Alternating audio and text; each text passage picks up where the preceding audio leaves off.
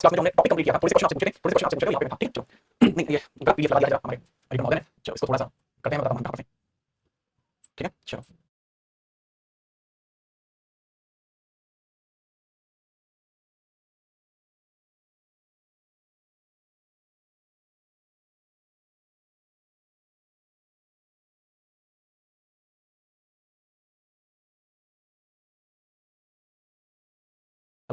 चलो आपको पता पड़ेगा कि हम कहाँ पर थे। जहाँ तक मुझे याद आता है, उसके आगे बताऊंगा, एक बार मुझे बताना वहाँ पर थे। तब तक मुझे बताइए हम कहाँ पर थे। देखो, जहाँ तक मुझे याद आता है, बेसिकली हम जो थे, मैंने कहा था कि हम बंगाल राज्य को पढ़ते हैं, बंगाल राज्य का पढ़ते हैं। तो लास्ट क्लास में हम क्या पढ़ते थे, बेसिकली बंगाल राज्य का उदय। लास्ट क्लास में पढ़ते थे बंगाल राज्य का उदय, बंगाल राज्य का उदय पढ़ते थे। तो जो बंगाल राज्य का उदय था, वो मैंने कहाँ तक बता दिया था, उसकी स्टार्टिंग मैंने की थी 1717 से, 1717 से पहले नवाब से स्टार्टिंग की थी 1717 से, और 1757 तक हमारी बैटल ऑफ प्लासी हो चुका था। बैटल ऑफ प्लासी हो चुका था। प्लासी का जो बैटल है वो हो चुका था, ठीक है? प्लासी युद्ध हो चुका था। अब प्लासी युद्ध की आगे की जो कहानी है, उसको हम डिस्क्राइब करने जा रहे थे, ठीक है? मीर जाफर को बंगाल का नवाब नियुक्त किया जा चुका है, वहां पर हम जहाँ तक मुझे याद है, वहां पर याद है मुझे जी। तो आगे बढ़ते हैं। तो बैटल ऑफ प्लासी का प्रभाव देखिए एक बार। बैटल ऑफ प्लासी बेसिकली किसके मतलब होता है? बंगाल का नवाब हुआ करता था एक व्यक्ति, बंगाल नवाब। जिस व्यक्ति का नाम आप सभी भली भांति जानते हैं, जिसका नाम है सिराज उद दौला, सिराज उद दौला। अली वर्दी का नाती हुआ करता था, अली वर्दी का नाती हुआ करता था, ठीक है? दूसरा इधर से ईस्ट इंडिया कंपनी की तरफ से रॉबर्ट क्लाइव नाम का एक चीता था, रॉबर्ट क्लाइव, और इसने युद्ध जीतने के बाद एक बात कही, क्या हुआ? सीरी कहते हैं, ठीक है? ठीक है? तो बैटल ऑफ प्लासी की बात कर रहे हैं। तो भाई बैटल ऑफ प्लासी का पूरी चीज समझेंगे, इसका रिजल्ट आपको क्या देखने को मिला? इसका रिजल्ट आपको ये देखने को मिला कि एक व्यक्ति है मीर जफर, मीर जफर को ब्रिटिशों के द्वारा नवाब घोषित किया गया, ब्रिटिश द्वारा नवाब घोषित किया गया, नवाब घोषित किया गया, नवाब घोषित किया गया। Understand point? ब्रिटिशों के द्वारा मीर जफर को नवाब घोषित कर दिया जाता है, ठीक है? तो जो मीर जफर था वो एक तरीके से कह सकते हैं कि एक बात ये अपॉइंट किसने करा, ये था मुमकिन इसने मौका दिया था सिराज दौला, तो इसको इज्जत नहीं मिली अपने राज्य में, इसको अपने राज्य में इज्जत नहीं मिली, यही हुआ, इसको अपने राज्य में कोई इज्जत नहीं मिली। तो ये रहता है बंगाल का नवाब, तो ये क्या रहता है बंगाल का, ये स्टोरी बहुत ध्यान से सुनना, ये बंगाल का नवाब बने रहता है, नवाब, ठीक है? ये बन गया बंगाल का नवाब, नाम है इसका मीर जफर, नाम है इसका मीर जफर। ईयर कितनी रही है इसकी? 1757 से बना भाई, 1757 में बनाया था, 60 में बनाया। तो लेकिन ये था नाम मात्र का शासक, ना इसमें बुद्धि थी कि जरा अपने शासन को चला पाता। दूसरी चीज ये अंडर प्रेशर रहा करता था ब्रिटिश के, क्योंकि उन्होंने इसको अपॉइंट किया था। इस वजह से इसके समय में एक व्यक्ति है जिसका मंत्री हुआ करता था, जो वास्तविकता में इस गद्दी वगैरह का संभाला करता था, उसका नाम है मीर कासिम, उसका नाम है मीर कासिम। तो मीर कासिम क्या करता है, बेसिकली इसकी खिलाफत कर देता है, मीर कासिम क्या करता है, इसकी खिलाफत कर देता है, और 1760 में 1760 में मीर कासिम 1760 में मीर कासिम मीर जफर को पद से हटा देता है, मीर जफर को पद से हटा देता है, मीर जफर को पद से हटा देता है, पद से हटा दिया, क्लियर है? जी। अब जब इसको पद से हटा दिया गया, तो कोई तो बात रही होगी कि इनकी पॉलिसी के अंदर कोई ना कोई तो मतलब विरोध का कारण रहा होगा। आप उनसे बात करना बंद कर दोगे, तब बात करना बंद करोगे, जब कारण जब उन्होंने आपका जो कॉल है वो टाइम पर ना उठाया, या जब आपने कॉल किया वो करना बिजी है, ये कारण, यहाँ पे कारण था मीर जफर जो था वो मतलब बिना थॉट प्रोसेस के, बिना सोचे समझे ब्रिटिश का साथ दे रहा था, जबकि मीर कासिम कहना था ब्रिटिश का साथ ना होकर मत दीजिए, ब्रिटिश का जब आप साथ दे रहे हैं ये देखिए हमारे को डोमिनेटिंग होते जा रहे हैं। लेकिन ये बात मीर जफर समझने के लिए तैयार नहीं था, जिससे चलते मीर कासिम जो है उसको पद से हटा देता है, और मीर कासिम बनता है नया नवाब, मीर कासिम बनता है नया नवाब बन जाता है। अब जब ये नवाब इसके हाथ में आ गया, ये नवाब बन गया, तो कोई बात आ गई नया नवाब बना, तो ये वैसे काम रहेगा, क्यों करेगा? सिस्टम है, अब ये वैसा हो गया, देखो मैं हूं नवाब, अब मैं जो चाहूंगा वो मैं करूंगा। तो ये ब्रिटिश के खिलाफ कर देता है, तो 1760 में कर देता है, ब्रिटिश के खिलाफ कर देता है, ब्रिटिश के खिलाफ, ठीक है? अब इनकी कैपिटल हुआ करती थी, बंगाल के नवाबों की कैपिटल हुआ करती थी, वो मुर्शिदाबाद हुआ करती थी। मुर्शिदाबाद पे पूरी तरीके से ब्रिटिशर्स का कब्जा था। तो जो ब्रिटिशर्स थे पूरी काम करता था मीर कासिम को काम नहीं करने देते थे, जिस वजह से मीर कासिम द्वारा अपनी राजधानी को मुंगेर लेके जाया जाता है, जिस वजह से मीर कासिम बंगाल की राजधानी मुंगेर बनाता है, बंगाल की राजधानी किसको बनाता है, नई राजधानी बनाई मुंगेर, ताकि ब्रिटिशों की खिलाफत कर सके। क्या बनाई राजधानी मुंगेर, नई कैपिटल बनाई मुंगेर, अंडरस्टैंड दिस? जी हाँ। अब जब नई कैपिटल मुंगेर बना दी जाती है, तो ब्रिटिशर्स को समझ में आ जाता है कि ये हमारे लिए सबसे बड़ा खतरा है। अगर इनको पता चल गया कि खतरा है, तो अब सबसे जरूरी काम है उसका तरीका किया जाए। इस वजह से मीर कासिम के खिलाफ 1765 में ब्रिटिशर्स के द्वारा एक युद्ध का ऐलान कर दिया जाता है, 1765 में ब्रिटिशर्स द्वारा युद्ध का ऐलान, इसको बोलते हैं बैटल ऑफ काटवा, मतलब काटिया बोलते हैं बंगाली में, इंग्लिश में काटवा बोलते हैं, बैटल ऑफ काटवा, ठीक है? अब बंगाली में अगर इसे देखेंगे तो काटिया का युद्ध इसको बोलते हैं, काटिया युद्ध। हिंदी में भी अगर लिखा देखो तो काटिया युद्ध देखने को मिलेगा, इंग्लिश में ऐसे लिखा हुआ है, ठीक है? तो ये 1763 में हुआ था, ये किसके मतलब हुआ था? मीर कासिम वर्सेस ब्रिटिश सेना, ब्रिटिशों के बीच हुआ। अब इस बैटल में कौन जीता है? इस बैटल में से ब्रिटिशर्स बैटल जीत जाते हैं। रीजन क्या है? भले ही इसके इरादों में दम था, लेकिन इरादों में दम होने से सल्तनत नहीं जीती जाती, दम इरादों सेना और गर्दन तीनों में चाहिए होता है, इस वजह से ये नहीं जीती जाती। अब बस यही चीज मीर कासिम जो है, मीर कासिम को हार जाना है, जिसके बाद ब्रिटिश इसको अपने कब्जे में लेने की कोशिश करते हैं, लेकिन मीर कासिम यहाँ से फरार हो जाता है, मीर कासिम यहाँ से चला जाता है हेल्प के लिए, मीर कासिम यहाँ से हेल्प के लिए चला जाता है किसके पास? फिर शाह आलम के पास, शाह आलम निकलो, जैसे अवध के नवाब शुजाउद्दौला निकलो, शुजाउद्दौला के पास, शुजाउद्दौला के पास लगा, शुजाउद्दौला वैसे अवध नवाब है, उसके पास जाता है हेल्प के लिए, अवध नवाब के पास जाता है हेल्प के लिए, clear? G for help. Awadh nawab होता है उसे हेल्प करने के लिए एग्री हो जाता है, लेकिन ये अवध नवाब है, ये इस खबर पहुंचाता है कहां तक? मुगल बादशाह तक, मुगल तक पहुंचाता है, मुगल बादशाह। अब उस टाइम मुगल बादशाह आपका कौन है? शाह आलम, याद होगा आपको, उस मुगल शाह आलम सेकंड, याद नहीं? और बढ़िया। तो शाह आलम सेकंड तक बात पहुंचती है, कैसे कैसे पहुंचती है मैंने बताया। मीर कासिम सीधा भाग गया किसके पास? तो मीर कासिम भाग गया सीधा सुजा के पास, सुजा भाग गया सीधा मुगल बादशाह के पास, इस तरीके से पैटर्न चला है। अब समझ आ गया, समझ आ गया, फटाफट बताइएगा, ठीक है? ठीक है भाई, गुड आफ्टरनून, गुड आफ्टरनून। चलिए क्वेश्चन करें, दुश्मनी कैसी बात कर रहे हो यार? तुम्हारे बगैर मुझे लग रहा है दुश्मनी कैसी बात कर, दुश्मनी क्लास खास आपके बैच की वजह से ही है, मैंने समझ रहे हो? इसको नोट करो फटाफट से, आगे बढ़ो, क्लियर? जी हाँ। अब जो बंगाल का ये खुद को होना था, बंगाल का नवाब कहता है मीर कासिम, लेकिन इसी बात का होता है डिस्प्यूट। अब वही आगे वाले पेज पे आपको अब देखो, अब इसी बात का होता है डिस्प्यूट। अब होता है कि इस समय चलते बंगाल के नवाब का डिस्प्यूट होता है, बंगाल पर जो ब्रिटिश अधिकार था वो सब कुछ जितने लोग थे समझ में आ रहा था कि आज बंगाल पर ये कब्जा है, ये धीरे धीरे कोई भाग पड़ने लगे, तो इनके कब्जे को उठाना पड़ेगा। तो बस बंगाल पर ब्रिटिशों के बढ़ते प्रभाव के खिलाफ कुछ लोग खड़े होते हैं, ब्रिटिश के बढ़ते प्रभाव को देखते हुए, बढ़ते प्रभाव को देखते हुए, ठीक है? बंगाल पर ब्रिटिश के बढ़ते प्रभाव को देखते हुए कुछ शासक उनकी खिलाफत करते हैं, उनकी खिलाफत करते हैं, खिलाफत करते हैं। वो किसी खिलाफत उनके द्वारा की जाएगी, वो खिलाफत आपको बहुत जरूरी याद रखनी, वो खिलाफत देखी जाती है 1764 में, 1764 में, जिसको क्या बोलते हैं? Battle of Buxar, battle of Buxar, Buxar.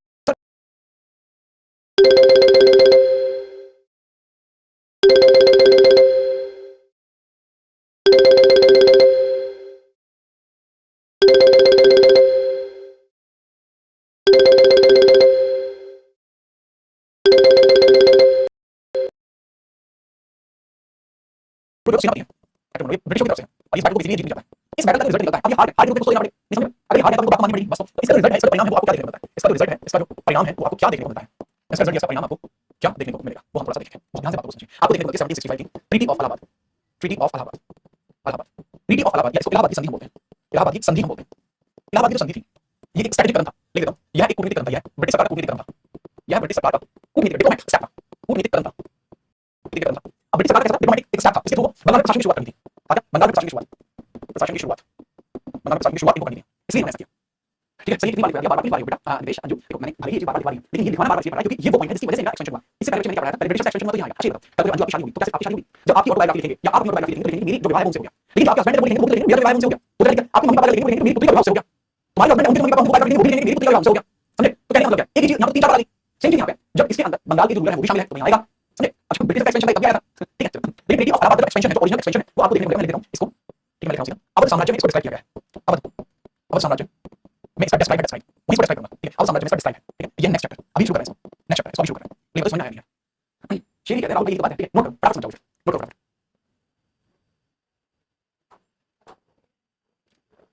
लेकिन बार-बार लिखने से बिल्कुल नहीं, मीनिंग सेम होगा, मीनिंग कोई डिफरेंस नहीं है, लेकिन आपको याद रहेगा कि ये रकम था, एक स्ट्रेटजी थी, इस रकम के अकॉर्डिंग मैंने लिखा था, ठीक है। चलो बहुत सही, ठीक है। चलो सही, इसको सही से लिखवा दो, आयशा कहना आयशा, अब मैं यहाँ पे सेम चीज लिखूंगा, अब जब खत्म होगा फिर मैं लिखूंगा सेम वही है कि वो चीज बार-बार रिपीट होने से बचे, अब लिखूंगा वही लिखना, ठीक है। भले अगर कोई बच्चा इसको यहाँ लिखना चाहता है इतनी जगह खाली छोड़ो, ठीक है। बहुत बढ़िया, अब ये लिख दो, ये संधि एक बार आएगी, ये संधि एक बार आएगी, ये संधि सेम आ गया। अच्छा इसके बाद इसका बंगाल का प्रभाव देख लीजिए, इसका बंगाल का क्या प्रभाव देख लीजिए, इसका बंगाल का प्रभाव क्या पड़ा, effect over Bengal, effect over Bengal देख लीजिए। बंगाल का प्रभाव ये पड़ा कि यहाँ पर रोबर्ट क्लाइव के द्वारा बंगाल में गवर्नर पद बना, गवर्नर पद बना, और जो गवर्नर पद बना है इस गवर्नर पद पर बैठा रॉबर्ट क्लाइव। आपने पॉलिटी में पढ़ा है कि रॉबर्ट क्लाइव यहाँ द्वंद्व शासन लगाता है, द्वंद्व शासन यानी डायरेक्ट एस्टैब्लिश करता है, डायरेक्ट एस्टैब्लिश करता है। अब यहाँ पे डायरेक्ट एस्टैब्लिश किया, इस वजह से प्रशासन शुरू हो गया, जिस वजह से बंगाल में ब्रिटिश प्रशासन शुरू हो गया, बंगाल में ब्रिटिश प्रशासन शुरू हो गया, ब्रिटिश प्रशासन जो है वो शुरू हो गया। एक प्रभाव तो ये पड़ा, दूसरा प्रभाव ये पड़ा, जैसे ही खत्म होता है तो बंगाल का जो प्रभाव है, जो गवर्नर बनाए गवर्नर बंगाल का नवाब नियुक्त करता है, बंगाल का नवाब नियुक्त करता है। तो अभी बंगाल का नवाब किसको नियुक्त करेगा बात ये है, जो बंगाल का गवर्नर है वही नियुक्त कर रहा है बंगाल का नवाब को, मतलब सिंपली बंगाल का गवर्नर नहीं सब कुछ संभाला है, बंगाल का गवर्नर है वही सब कुछ अब संभाल रहा है। तो भाई सबसे पहले बंगाल का नवाब ने किया वो मीर जफर को फिर से किया था, अगेन मीर जफर को, लेकिन मीर जफर 1764 से 65 तक ये पता है क्योंकि 65 में इसकी डेथ होती है, क्योंकि इसकी डेथ हो जाती है 1765 में, 1765 इसकी डेथ के बाद निजामुद्दीन बनता है, ठीक है। इसके बाद निजामुद्दीन निजामुद्दौला लिख लीजिए, निजामुद्दौला इसकी डेथ के बाद, और निजामुद्दौला का जो प्रशासन है वो 56 से 66 तक रहेगा, वो अंतिम नवाब हो जाएगा। उसके बाद निजामुद्दौला, इसके बाद नेक्स्ट है निजामुद्दौला, और निजामुद्दौला जो है 1700 ठीक है 56 से शुरू होगा या 65 से शुरू होगा और 66 तक चलेगा, और यही इसका खेल खत्म हो जाएगा, यही जो है यही इसका खेल खत्म हो जाएगा, और निजामुद्दौला जो है लास्ट नवाब बनकर रहेगा। उसके बाद नियुक्त किया जाएगा, this is last nawab, last nawab बन जाएगा। उसके बाद जो बंगाल एक अलग से क्षेत्रीय प्रांत बना हुआ था अब वो एक क्षेत्रीय प्रांत के रूप में नहीं रहेगा और इसका खेल खत्म हो जाएगा। इसका क्या, इसका खेल खत्म हो जाएगा। सर बिहार साइड की क्वेश्चन आते हैं जी, हां बिहार साइड में काफी क्वेश्चन आएंगे, बिहार साइड बहुत सारे क्वेश्चन पूछ सकते हैं। अच्छा ये आप जो नोट कर लेंगे हम आज ही शुरू करेंगे अवध किंगडम, आज शुरू करेंगे अवध किंगडम, लेकिन ये समझ में आया नहीं है। इस तरीके से बंगाल, अब देखो मैं तुम्हें डिवाइस करा बंगाल कैसे शुरू हुआ। 1700 में औरंगजेब के द्वारा एक व्यक्ति है जिसका नाम मुर्शिद कुली खान, जिसका पहले नाम सूर्यनारायण मिश्रा हुआ करता था, लेकिन एक फारसी व्यक्ति ने उसको खरीद लिया, जिसके बाद उसका नाम मुर्शिद कुली खान हो गया। 1700 में स्वागत या दीवानी दी जाती है औरंगजेब के द्वारा, लेकिन जैसे 1707 में औरंगजेब की डेथ होती है उसके बाद धीरे-धीरे वो प्रशासन को अलग करने की कोशिश करता रहता है, और 4 शाह की डेथ के बाद 1713 में वो टैक्स देना बंद कर देता है। 1717 में वो बंगाल को एक संयुक्त प्रांत के रूप में, एक अलग सेपरेट नेशन के रूप में, क्षेत्रीय राज्य के रूप में कराता है, और बंगाल का पहला नवाब 1717 से लेकर 1727 तक रहता है, ठीक है। उसके बाद आप सीधे क्रम से देखते आए हैं, ठीक है, कोई डाउट उसके बाद नहीं होगा। ये पहला पॉइंट है, एंड पॉइंट याद रखो, ये तो बताएंगे स्टार्टिंग, अब एंडिंग कैसे हुई है, एंडिंग हुई है ट्रीटी ऑफ इलाहाबाद के बाद जो बंगाल के नवाब की नियुक्ति हुई है, वो इसने कंप्लीट हुई है, और इसने अपने निजामुद्दौला के बाद जो अंतिम नवाब था उसके बाद नवाब बनी है। ये हुई भाई पूरी बंगाल राज्य का पूरा खेल, बंगाल राज्य की शुरुआत हुई थी मुगलों में से और एंड किसमें, ब्रिटिश में मिले, मुगलों से शुरू हुई ब्रिटिश में मिले। आगे अब आप देखेंगे अवध राज्य का उत्कर्ष, अवध राज्य, अब देखेंगे अवध राज्य उत्कर्ष, या फिर इस चीज को हम देखते हैं rise of Awadh kingdom, rise of Awadh kingdom, Awadh kingdom, rise of Awadh kingdom. Okay कोई डाउट हो अभी पूछो, एक मिनट में।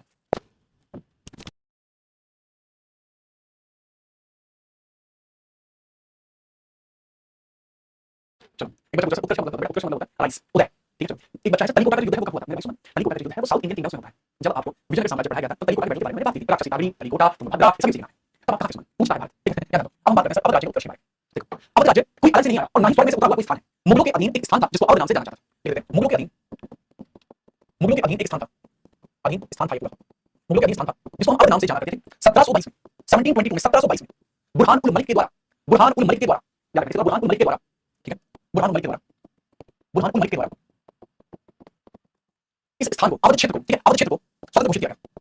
अवध क्षेत्र को स्वतंत्र घोषित किया गया, स्वतंत्र घोषित करने का मतलब पता है ना, इसको ऑटोनोमस बना दिया गया, क्या ऑटोनोमस बना दिया गया कि भाई अब इसके ऊपर मुगलों का कब्जा नहीं है, अब इसके ऊपर बुरहान उल मलिक का पर्सनल कब्जा है, इसका मतलब बुरहान उल मलिक का पर्सनल कब्जा है। जब आप जब बुक पढ़ोगे हो सकता है आपके बुक में बुरहान उल मलिक नाम ले, ऐसा हो सकता है आपके बुक में बुरहान उल मलिक नाम ले, तो क्या लिखने को मिलेगा सादात खान, क्योंकि बुरहान उल मलिक का एक नाम था, बुरहान उल मलिक का एक नाम था, वो नाम क्या था, शादात खान, शादात खान,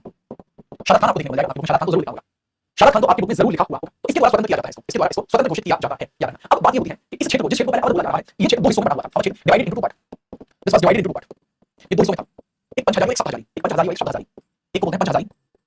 और एक को बोलते हैं सप्त हजारी। इसका मतलब क्या है, एक ऐसा एरिया था जहां से टैक्स कलेक्शन होता था वो 5000 के आसपास होता था, तो इसलिए 5000, एक ऐसा एरिया था 7000 के आसपास टैक्स कलेक्ट होता था 7000। आपसे पूछा जाता है कि भाई जो अवध क्षेत्र था वो कितने हिस्सों में बटा हुआ था, उन हिस्सों में नाम है 5000 7000 फेमस है। बुरहान उल मलिक जो है ये 1722 से लेकर 39 तक शासक रहता है, अवध का प्रथम नवाब रहता है, अवध का प्रथम नवाब रहता है। सब उसके बाद क्या हुआ बेटा, उसके बाद होना वही था जो सबको पता था, 1739 में पार्टी लग जाती है, 1739 में बुरहान उल मलिक यानी शादात खान की पार्टी लग गई, शादात खान की पार्टी लग गई, शादात खान डाइड। अब जब ये मर जाएगा तो कोई और तो आएगा इस स्थान पर, अब जब इसका खेल खत्म हो जाएगा तो कोई ना कोई आए, सही बात है, किसी ने किसी को लाना पड़ेगा। इसके बाद आएगा अब्दुल मंसूर खान, अब्दुल मंसूर खान जो अगला नवाब देखने को मिलेगा, जिसको सफदरगंज भी कहते हैं, ठीक है। चलो सफदरगंज, इसके बाद नेक्स्ट नवाब आपको कौन देखने को मिलेगा, नेक्स्ट नवाब, नेक्स्ट नवाब आपको देखने को मिलेगा सफदरगंज, सफदरगंज, सफदरजंग, सॉरी सफदरजंग, ठीक है सफदरजंग,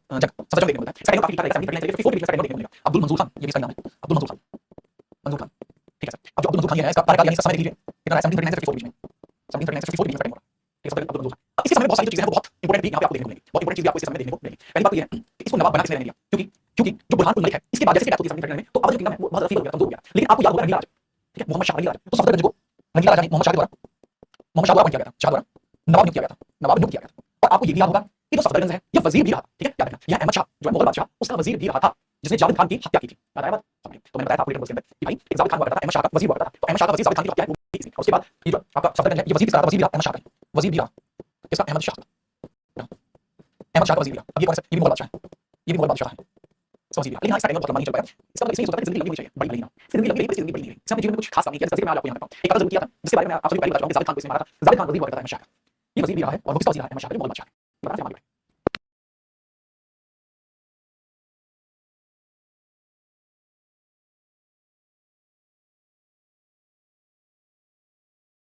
कुछ छात्र क्लास में आ रहे हैं जिनका नाम गौतम है, गौतम मैं आपको जानता हूं, आपको ये मतलब मुझसे पहले बोल रहे थे, गौतम मेरे को बार-बार से लेके साथ पूछा, sir will it cover pre plus means, sir please listen to me. मैं हां ठीक है, दोनों की बैठ, ठीक है, इसके बाद मैं यूपीएससी लगेगा बस जो बात है, ठीक है, क्या आपकी बात है, इसके बाद 1754 में 1754 में हो जाके death of Safdarjung, death of Safdarjung, Safdarjung, Safdarjung का एक बेटा हुआ करता था, सफदरजंग का था एक सन, एक छोटा सा नन्हा सा बच्चा हुआ करता था, इसका बेटा जिसको हम जानते हैं शुजा-उद-दौला के नाम से, शुजा-उद-दौला, आया दिमाग बढ़ गया, बेटा शुजा-उद-दौला के नाम से दिमाग बढ़ जाएंगे। ये तीसरा नवाब है अवध का, third Nawab of Awadh, Awadh तक नवाब, यह अवध का तीसरा नवाब, और इसका जो टेन्योर है वो काफी ज्यादा बड़ा टेन्योर रहा है, 1754 से लेकर 75 तक काफी अच्छा खासा इसका टेन्योर रहा है। अब इसके टेन्योर में सबसे पहले तो 1761 का बैटल ऑफ पानीपत याद रखना है, 1761 का बैटल ऑफ पानीपत याद रखना है, battle of Panipat, Panipat battle में आपसे पहले भी बता चुका हूं, बैटल ऑफ पानीपत है जो मराठों के और अहमद शाह अब्दाली के बीच में हुआ था, मराठे और अहमद शाह अब्दाली के बीच में हुआ था, ठीक है, चलिए याद रखना, मराठा वर्सेस अहमद शाह अब्दाली, मराठा वर्सेस अहमद शाह अब्दाली, अहमद शाह। तो मराठा के अंदर यहाँ पे कौन थे आपके भाई, नानाजी, ठीक है, याद है, बता दो पेशवा बाजी, बाजीराव, पेशवा बाजी, बाजीराव, ठीक है, चलो ये थे इसके अंदर, लेकिन ये हार गए थे और इसके अंदर जो अहमद शाह वो बैटल वो जीत गया था। इनके हाथ में सबसे बड़ा योद्धा इनके पास नहीं याद रखना, सुजाउद्दौला जो है उसने अहमद शाह अब्दाली को इसमें सपोर्ट किया था, support by Shuja, support by Shuja, Shuja-ud-Daula, Shuja-ud-Daula ने सपोर्ट किया था, अंडरस्टैंड, बहुत बढ़िया। इसके बाद आगे बढ़े, बैटल ऑफ पानीपत के बाद आगे बढ़े, और दूसरा बैटल आप सभी को पता है 1764, battle of Buxar, battle of Buxar. अब वही बात सब दोबारा क्लियर, ठीक है, दोबारा क्लियर रीजन साफ है, क्योंकि तीन चार गलती माफ है, ठीक है, बक्सर, ठीक है, अंजू बेटा देखो आपकी बात में एक्सप्लेन होगा कि भाई बक्सर की युद्ध के बाद इलाहाबाद की जंग में क्या हुआ था, इलाहाबाद की जंग में क्या हुआ था वो मैं क्लियर बताऊंगा आपको, बक्सर की युद्ध के बाद इलाहाबाद ट्रीटी हुई है, इसके बाद क्या होता है, ट्रीटी ऑफ इलाहाबाद, इलाहाबाद। अब मैं क्लियर बताऊंगा कि इलाहाबाद की जंग में आखिरकार 1765 में ऐसा हुआ क्या था जिसकी वजह से ब्रिटिश इतने ज्यादा प्रभावित हुए। अगले पेज पे ट्रीटी ऑफ इलाहाबाद देखूंगा तब तक आप इसे बताओगे। अच्छा इसके अंदर आप सभी को पता है कि किस किस बात हुआ था, बात करने की जरूरत नहीं, थोड़ा सा, ठीक है, चलो बढ़िया बस। सर अहमद शाह और जावेद खान दोनों निकल गए, जावेद खान उसका वजीर हुआ करता है, अहमद शाह उधर है, याद होगा उस मुद्दे में लिखाया हुआ है, चलो कोई समस्या नहीं है, मतलब चलो आगे बढ़ते हैं, आप हेडिंग डाल लीजिए ट्रीटी ऑफ इलाहाबाद, इलाहाबाद संधि, इलाहाबाद संधि, इलाहाबाद संधि। देखो हमारे इतिहास की मॉडर्न इंडिया की सबसे इंपॉर्टेंट संधियों में से एक इलाहाबाद की संधि है जो 1265 में 1765 में हुई थी। ये सब दो चरणों में हुई, it completed in two phases, इसके दो फेज हैं, कितने फेज हैं भाई, इसके दो फेज। पहला फेज आपको देखने को मिलेगा 12 अगस्त को, पहला फेज देखने को मिलेगा, दूसरा फेज आपको देखने को मिलेगा 16 अगस्त को, 16 अगस्त को, पहला फेज दूसरा फेज आपको अलग देखने को मिलेगा। ये संधि दो अलग अलग लोगों के बीच में हुई है, ठीक है, दो अलग अलग लोगों के बीच में हुई है। तो पहले 12 अगस्त के अंदर संधि हुई है, तो पहले 12 अगस्त के अंदर संधि हुई है वो किससे, शाह आलम के बीच में, शाह आलम यानी 12 शाह आलम, जब 12 कौन है, मुगल बड़ा है अवध बड़ा है, सीधी सी बात है, मुगल बड़े हैं तो Shah Alam second and British, दूसरी होगी Shuja-ud-Daula and British, Shuja-ud-Daula and British, इन दोनों के मध्य हुई, ठीक है, आप समझ में आ गई होगी किसके मध्य हुई है, यहाँ ये लोग हैं और यहाँ ये लोग हैं, इन दोनों के बीच में कॉन्शियसनेस क्या होती है, किस बात पे सहमत होते हैं, ये किस बात पे सहमत होते हैं। अब देखना ब्रिटिश कितनी चालाकी से काम करेंगे, ब्रिटिश कितनी चालाकी से काम करेंगे, तो शाह आलम से डील करते हैं, शाह आलम से डील करते हैं, वो सबसे पहले कहते हैं कि बंगाल बिहार और उड़ीसा अब तुम्हारे अधीन नहीं रहेगी, बंगाल बिहार और उड़ीसा, बंगाल बिहार और उड़ीसा का जितना भी राजस्व सिस्टम है, इसका राजस्व कलेक्शन ब्रिटिशों के हाथ में आ जाएगा, इसका राजस्व प्राप्ति ब्रिटिश देखेंगे, ब्रिटिश ब्रिटिश के अधीन आ गया, मतलब यहाँ से टैक्स कलेक्शन को ब्रिटिश खुद करेंगे। बदले में वो क्या करेंगे, बदले में अब देखना चालिए, बदले में शाह आलम को 26 से 27 लाख रुपए, 27 लाख एग्जैक्ट वैल्यू, 27 लाख रुपए जो ब्रिटिश है वो किसको देंगे, 27 लाख रुपए जो ब्रिटिश है वो किसको, शाह आलम को देंगे। ये मुंह बंद करने की कीमत है, शाह आलम को बोलना है कुछ नहीं करे, शाह आलम मजबूरी में शाह आलम को एक्सेप्ट करनी पड़ेगी, क्योंकि शाह आलम अभी कंडीशन नहीं बना सकता, ठीक है, आगे इधर सुझाव है, इसके साथ ये बहुत क्या करते हैं, ठीक है, सबसे पहले जो अवध क्षेत्र है, जो अवध क्षेत्र है उसके ऊपर अंग्रेजों का जो कब्जा है वो दर्शा देते हैं, अब अंग्रेजों का कब्जा है वो दर्शा देते हैं, समझ लो अवध क्षेत्र पर अंग्रेजों का कब्जा, अवध क्षेत्र पर ब्रिटिश अधिकार जमा दिया जाता है, अधिकार जमा दिया जाता है। अच्छा एक चीज जो काला मणिपुर बहुत अच्छी जगह थी, काला मणिपुर बहुत अच्छी जगह थी जहां से बहुत बड़ा रेवेन्यू आता था, काला मणिपुर ये कहां पे, प्रयागराज में, इसी वजह से इलाहाबाद से बड़ा है, क्योंकि इलाहाबाद में काला मणिपुर इसकी सुविधा है, मणिपुर की सुविधा है, वो किसको दी, सही सुविधा किसको दी है, मुगलों, ये पहले इसके पास थी, इसके पास थी, इसके पास मुगलों को दी गई है, क्योंकि ये पता है मुगल आगे चल के मुगल बनाएंगे तो किसी को मुगल से छीन लेंगे, ये ब्रिटिश को पता है, इसलिए धोखे से मुगलों को दिला दी गई। अच्छा इसी चीज में क्या किया गया, इसी चीज किया गया कि युद्ध छठी के रूप में 50 लाख रुपए, युद्ध छठी के रूप में सुजाउद्दौला होगा 50 लाख रुपए ब्रिटिश को देगा, और डॉलर होगा वो 50 लाख रुपए ब्रिटिश को देगा, 50 लाख 50 लाख रुपए ब्रिटिश को देगा, ब्रिटिश ब्रिटिश को देगा, ब्रिटिश को 50 लाख रुपए देगा, ठीक है। अब यहाँ पे मामला खराब, यहाँ पे ही मामला खराब हो जाता है, कोई बात नहीं, इतनी चीज तो आप समझ चुके हैं शायद, ठीक है, इतनी चीज तो शायद आप समझ चुके हैं, मुझे नहीं लगता है आपको यहाँ तक भी कोई दिक्कत आएगी, यदि दिक्कत आई तो मुझे बताओ, इससे ये दिक्कत है तो नहीं आई, आगे बढ़ना है, ये चीज आपको अब ये इन्होंने ऐसा क्यों किया, सर ये चाहते तो राजमानी को उसको दे सकते थे, इन्होंने मुगलों को दिलाई। देखो अब जो ये एरिया है वो अलग अलग आपस में लड़ना शुरू करते हैं, अब ये सोचेगा कि अपने आप से बंगाल बिहार उड़ीसा गया, लेकिन जो बड़ा मणिपुर है इसको अपना सकते हैं, अब लोगों को इसका कब्जा नहीं करने देते, जिस वजह से इनके इंटरनल डिस्प्यूट्स हैं वो बनने शुरू हो गए, इसका लॉन्ग टर्म में जो प्रॉफिट है वो ब्रिटिश को फिर से हो जाएगा, ब्रिटिश के बारे में आपको पता है 1803 में दिल्ली पर कब्जा कर लेते हैं, दिल्ली बोलते हैं वो लोग ज्यादा बड़ा मणिपुर कब्जा कर लेंगे, लेकिन अभी अलग अलग एरिया है वो अभी भी नवाबों के अधीन था, लेकिन अब नवाब होगा उसकी नियुक्ति होगी, या तो वंश के आधार पर होगी, यानी सुजा बेटा है, सुजा बेटा तो नवाब बन जाएगा, या फिर किसी ऐसे व्यक्ति की नियुक्ति होगी जो ब्रिटिश करना चाहे, तो इस वजह से आगे बढ़ना के नोट होगा, इस वजह से 1775 में सुजाउद्दौला की डेथ के बाद, इस वजह से 1775 में सुजाउद्दौला की डेथ के बाद, सुजाउद्दौला की डेथ के बाद डेथ के बाद सुजाउद्दौला की डेथ के बाद जो नवाब है, ठीक है, नया नवाब बनता है, नया नवाब। अब नया नवाब है, अभी तो सुजाउद्दौला के साथ बना है, ठीक है, अभी तो सुजाउद्दौला के साथ बना है, ठीक है, नाम आसफुद्दौला ही है, ठीक है, उसका बेटा आसफुद्दौला नाम है उसका, और ठीक है, चलेगा, आसफुद्दौला, आसफुद्दौला, ठीक है बेटा, 75 से 77 में चलेगा, 75 से 77 में चलेगा। अच्छा, इसके टाइम में कुछ एक इंपॉर्टेंट काम हुआ है, बस वो एक इंपॉर्टेंट काम याद रखना, इसके टाइम में एक इंपॉर्टेंट काम हुआ था, थोड़ा सा इतना इतना इंपॉर्टेंट नहीं है, जो लखनऊ का बड़ा इमाम बाड़ा है, लखनऊ का बड़ा इमाम बाड़ा, उसकी स्थापना इसके समय में की गई थी, और एग्जैक्टली ईयर की बात करूं 1784 में स्टार्ट किया गया था, लखनऊ का बड़ा इमाम बाड़ा, लखनऊ का बड़ा इमाम बाड़ा, इमाम बाड़ा, लखनऊ का बड़ा इमाम बाड़ा, यहीं पे स्टार्ट किया गया, क्या लखनऊ का बड़ा इमाम बाड़ा। इसके बाद नेक्स्ट आ जाएगा वजीर अली, ठीक है, इसके बाद नेक्स्ट आ जाएगा आपका वजीर अली, ठीक है, क्या वजीर अली ज्यादा समय नहीं, बहुत ज्यादा बहुत ही बड़ा वजीर अली, एक साल रहेगा मुश्किल से, वजीर अली बहुत छोटे समय रहेगा, ये 1797 से 98 इसको बीमारी होती है, बीमारी चलती है, इसके बाद नेक्स्ट आएगा, नेक्स्ट आपको देखने को वो थोड़ा लंबे समय चलेगा, वो थोड़ा लंबे समय चलेगा, शाहद अली खान, ठीक है, क्या शाहद अली खान उसका नाम है, शाहद अली खान थोड़ा ठीक ठाक चलेगा, 98 से 14 तक चलेगा, शाहद अली खान, शाहद अली खान, शाहद अली खान, इसका कॉपी थोड़ा ठीक है, ये 1798 से लेकर 1814 तक चलेगा, अभी ठीक तरीके से ये चलता रहेगा, ये भी चोरी करेगा, मतलब अपने राज्य में इसने कुछ बढ़िया काम नहीं किया, इसने बुरा काम भी किया, इसने अपने शासन को ठीक प्रकार से संभालने की कोशिश है, वो अपनी तरफ से काफी ज्यादा की है, ठीक है, काफी ज्यादा इसके द्वारा की गई है, ठीक है, याद रखिएगा, ओके। अच्छा, इसके बाद कुछ एक काम और होंगे जो आपको शाहद अली खान के बाद देखने को मिलेंगे, क्योंकि वो अब नेक्स्ट और नेक्स्ट आपको कौन देखने को मिलता है आपको, सर गाजीउद्दीन हैदर अली खान, गाजीउद्दीन हैदर अली खान, लिखो गाजीउद्दीन हैदर अली खान, गाजीउद्दीन हैदर अली खान, हैदर अली खान, गाजीउद्दीन हैदर अली खान, इसके द्वारा जो कार्यकाल है वो ज्यादा लंबा, इसका भी ठीक ठाक नहीं देखने को मिलता है, 1828 से 27 तक आपको कार्यकाल देखने को मिलेगा, 1814 फर्क नहीं पड़ता, ठीक है, 1818 से 27 बीच के 4 साल है, उसमें प्रशासन के अंदर बदलाव आई थी, ये इसका बेटा नहीं है, क्योंकि इसका बेटा नहीं है, ठीक है, क्या करना, अब अंतिम जो आपको देखने को मिलेगा, अंतिम जो आपको देखने को मिलेगा वो देखने को आपको कौन सा मिलेगा, वो आपको देखने को मिलेगा वाजिद अली शाह, वाजिद अली शाह, ये आपको बहुत इंपॉर्टेंट देखने को मिलेगा, वाजिद अली शाह 47 से 56 के बीच, वाजिद अली शाह लास्ट आपको देखने को मिलेगा, लास्ट नवाब वाजिद अली शाह, वाजिद अली शाह, ठीक है, चलो 47 से लेके और 56 के बीच, बस ये अंतिम है, क्योंकि 1856 में, क्योंकि याद रखना 1856 में अवध में कुशासन होने का आरोप लगाकर, अवध को ब्रिटिश साम्राज्य में मिला गया, अवध में कुशासन का आरोप लगाकर, अवध पर कुशासन का आरोप लगाकर, कुशासन का आरोप लगाकर, अवध में कुशासन का आरोप लगाकर ब्रिटिशों के द्वारा अवध को मिला गया, ब्रिटिश द्वारा अवध को मिला लिया गया, लिया गया, ठीक है, इसको कुशासन बोलते हैं, बैड एडमिनिस्ट्रेशन, बैड एडमिनिस्ट्रेशन, इनके ऊपर एलिगेशन लगाया जाता है कि आपके यहाँ का एडमिनिस्ट्रेशन है वो ब्रिटिश हुकूमत के खिलाफ है, और ये जो कुशासन का आरोप लगाया है ये लॉर्ड डलहौजी के द्वारा लगवाया गया था, ठीक है, चलिए कोई दिक्कत है, चलिए कोई दिक्कत मेरे ख्याल से आपको यहाँ नहीं आनी चाहिए, ठीक, नहीं आनी चाहिए, यदि आपको फिर भी कोई दिक्कत है तो आप मुझे बताइएगा, आप मुझे बताइएगा, कुछ एक पॉइंट है जो इन सभी के बारे में थोड़ी आपको पता होनी चाहिए, जैसे लखनऊ बेटा 1847 से 27 47 है, ठीक है, 47 बात सुनो, तो गाजीउद्दीन के बाद नसीरुद्दीन भी आया था, नसीरुद्दीन अली खान भी आया था, इसके बीच नसीरुद्दीन भी आया था, लेकिन जरूरी नहीं था इसलिए इसके बीच में एक नसीरुद्दीन अली खान भी आया था, अली शाह नाम था उसका, वो भी आया था, लेकिन वो मैंने लिखा नहीं, नहीं था, ठीक है, इसलिए नहीं लिखा, अंतिम बताओ इसलिए नहीं लिखा, आपने लिखा ये देखो, अच्छा ये तो गाजीउद्दीन हैदर अली, ये एक सवाल पूछा गया इसके रिगार्डिंग, इसको बादशाह की उपाधि, इसको बादशाह की उपाधि मिली थी, इसको बादशाह की उपाधि मिली थी, बादशाह की उपाधि किसको मिली थी, बादशाह की उपाधि किसको मिली थी, किसने थी, ये बता, अगर बच्चा मुझे बता देगा मैं मान जाऊंगा किसने दी, बादशाह की उपाधि गाजीउद्दीन हैदर अली को किसके द्वारा दी गई थी, ये बता दो, ठीक है, सबको बताओ भाई, हेस्टिंग्स के द्वारा दी गई थी, ठीक है, याद रखना, कोई समस्या नहीं, कोई समस्या नहीं, ठीक है, चलिए, हेस्टिंग्स के द्वारा दी गई थी, बाय हेस्टिंग्स, ठीक है, हेस्टिंग्स, हेस्टिंग्स ने इसको उपाधि दी थी बादशाह की उपाधि, ठीक है, बादशाह की उपाधि बाय हेस्टिंग्स के द्वारा दी गई थी, बस ये कुछ इंपॉर्टेंट पॉइंट है जो आपको याद रखना है, ठीक है, चलो